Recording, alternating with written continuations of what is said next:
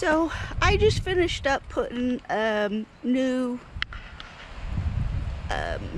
front suspension on my bus, this puppy, and I'm 120 pounds, I'm over 60, I am not in optimal strength health, but I have developed a way to accomplish things that normally would take a lot of brute force. And one of them is to use extensions on all my wrenches, depending on what the thing is. So for me, for the lug nuts on my bus, they are on there pretty darn tight, especially if I just came, you know, like if the guys at the tire shop do it and they use their air compressor tools and it's like super tight, right?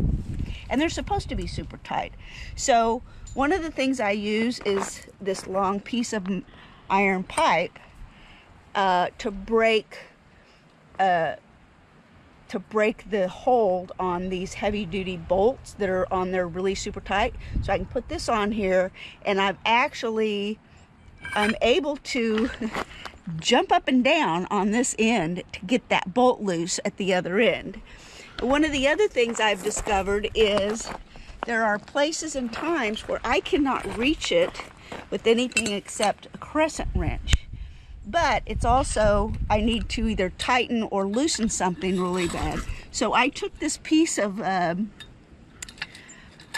don't know, it's metal, like fencing or whatever it is, right? It's just a piece of soft metal that I found, and I smashed it with my sledgehammer here. So this fits inside, and now I've got a longer piece that I can leverage small amount of weight to get it going.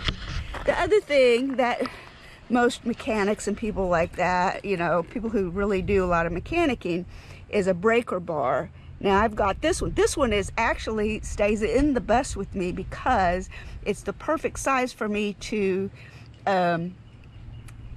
leverage to take the serpentine belt off of the front engine, of the engine, if I need to service something in there.